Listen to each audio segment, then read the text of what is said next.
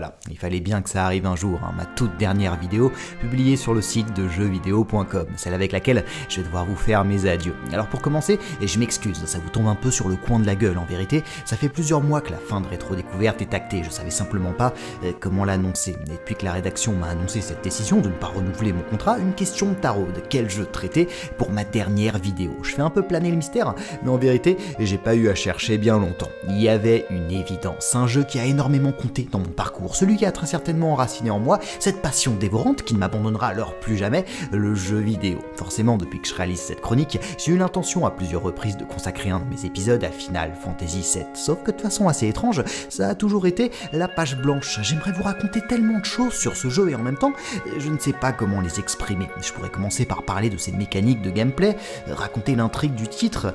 Ouais, tout ça semble tellement creux face au sentiment que j'éprouve pour ce jeu. Je me suis toujours senti désarmé face à mon écran d'ordinateur parce qu'au fond, je sais bien que peu importe ce que je vous raconte sur ce jeu, ma vidéo me décevra parce que je suis incapable d'être à la hauteur du monument. Mais il y a quelque chose qui me chagrine encore plus, la possibilité que je vous fasse mes adieux sans même avoir évoqué Final Fantasy VII. Non, je me le refuse. Tant pis si je ne mentionne que des banalités déjà racontées 1001 fois. Je me lance. Vaut mieux se planter qu'avoir des regrets. On verra bien ce qui en sortira.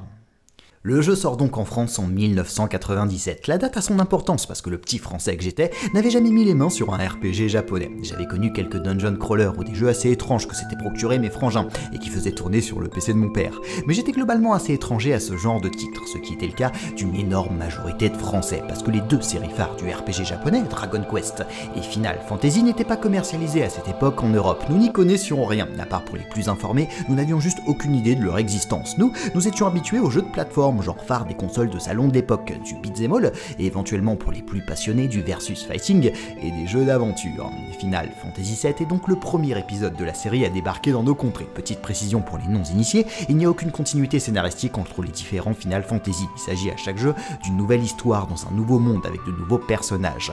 Et si le premier épisode était très basique avec la constitution de son équipe et une intrigue convenue, le concept s'étoffe au fil des épisodes jusqu'au 4e qui propose enfin une véritable intrigue qui sort du fameux gros méchant qui veut détruire le monde avec le héros élu de la prophétie qui se ramène. Le système de combat aussi varie entre les épisodes, même s'il s'agit toujours globalement du même procédé, du tour par tour. La grande innovation de ce 7e opus, c'est bien sûr l'intégration de la 3D, puisqu'il s'agit du premier Final Fantasy sur PlayStation.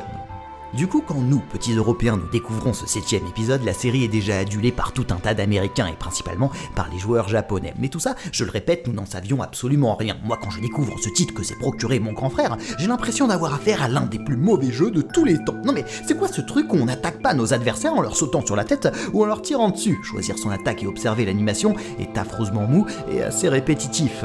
Il y a tout un tas de trucs à gérer, c'est assez pénible. L'équipement de son personnage, sa magie, ses super attaques, son inventaire, mais le pire c'est la quantité pharaonique de dialogue, ça parle tout le temps. Là, encore ici, et vas-y un peu plus, mais bon sang, c'est une bande dessinée ou un jeu ce machin?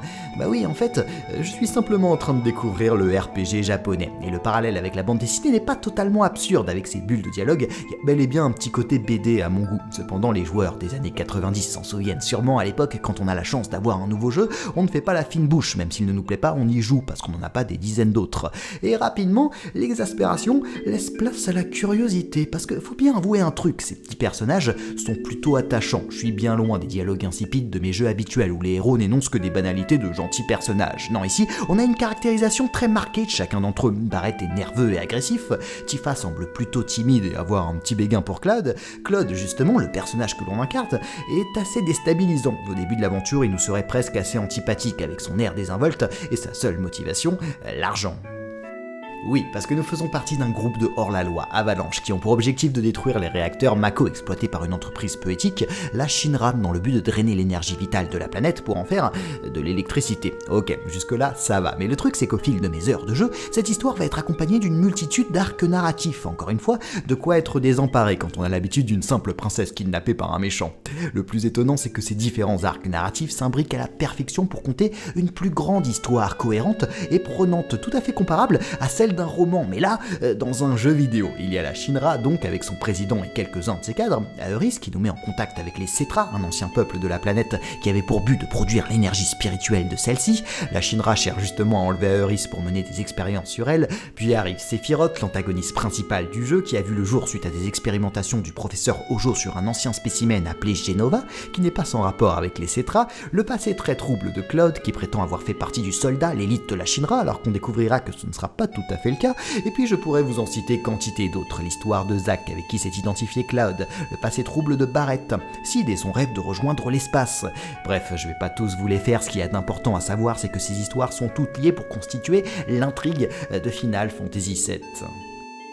Et c'est justement ce qui me tient totalement en haleine, ce qui fait que je prends goût à parcourir cet univers. Pourtant honnêtement, je comprends pas tous les enjeux, déjà parce que la première fois qu'on fait le jeu, il peut être assez complexe de bien tout comprendre et d'associer les différents éléments de l'histoire, et aussi la faute à une abominable traduction française qui a incontestablement été faite par-dessus la jambe. Pourtant, la fascination est bien présente. D'ailleurs, il y a un lieu que j'apprécie tout particulièrement dans ce jeu, c'est Midgar, l'énorme ville où se trouve le siège de la Shinra. Elle est particulière puisque les riches vivent sur la couche supérieure de la ville à la lumière du soleil, alors que les pauvres vivent en dessous, dans des bidonvilles ou des taudis. C'est dans ces lieux que nous passons les 4-5 premières heures de jeu. Et bon sang, que c'est vivant. J'en reviens à peine entre les différents secteurs dans lesquels on se trouve. Il y a une multitude de personnages qui déambulent, qui vivent simplement leur vie, sans s'occuper de la nôtre. Si on s'approche d'eux et qu'on appuie sur la touche action, il est possible d'entamer le dialogue. C'est éblouissant. J'ai la sensation de parcourir une vraie ville avec ses vrais habitants. Alors, ça peut vous faire sourire aujourd'hui, mais à l'époque, je n'avais pas du tout l'habitude des PNJ, personnages non jouables. Tout ce que je trouvais, c'était des adversaires à vaincre, ou au mieux,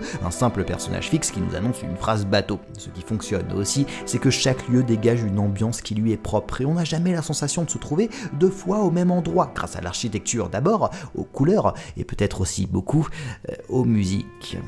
À mon goût, Final Fantasy VII dispose d'une des plus belles bandes-son du jeu vidéo, qui est au service du scénario et des personnages. Quasiment toutes les musiques sont des leitmotifs, c'est-à-dire qu'elles sont toutes associées soit à une ville ou un lieu. Ici, Costa del Sol.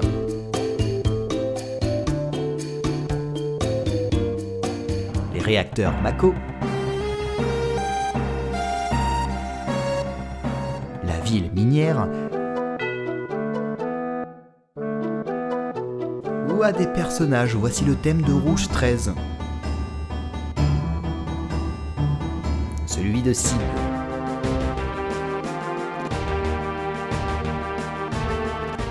Peut-être le plus célèbre, celui d'Aeris.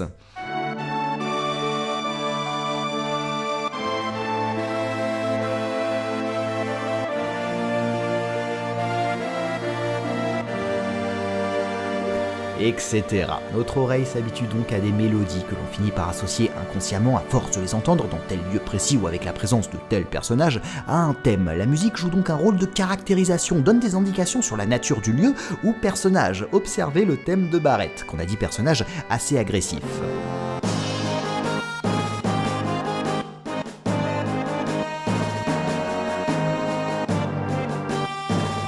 Il y a quelque chose de guerrier là-dedans, d'entreprenant, à l'inverse celui de Tifa qu'on avait dit bien plus introverti.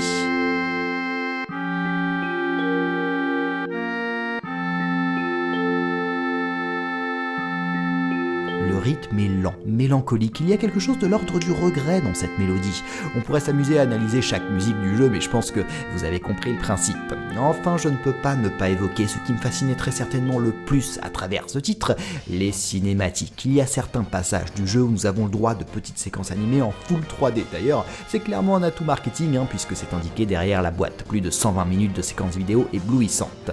C'est vrai, je me souviens précisément qu'à chaque séquence de ce genre, j'étais tout bonnement ébahi. Pour moi, c'était une sorte de récompense que nous offrait le jeu. Ça en devenait presque une raison de jouer, découvrir les prochaines cinématiques, alors que là encore, elles ont une fonction simple, intervenir à des passages clés pour souligner et accentuer certains moments lyriques du récit. Alors, je ne me suis pas tellement attardé sur le gameplay parce que ce n'est pas pour moi l'élément le plus intéressant du jeu, même si j'ai très vite pris goût à ce système de combat qui est en fait simplement de la pure stratégie combinée à un système d'expérience. Avec une particularité de cet opus, la materia. Nous pouvons associer certains sorts, les faire augmenter de niveau, et ainsi de suite. On a aussi tout un tas de petits jeux au cours de l'aventure, ce qui était très plaisant. Un concours d'haltérophilie, une séquence à moto, un petit passage d'infiltration, du surf, enfin il y en a pas mal comme ça qui viennent un peu dynamiser le gameplay.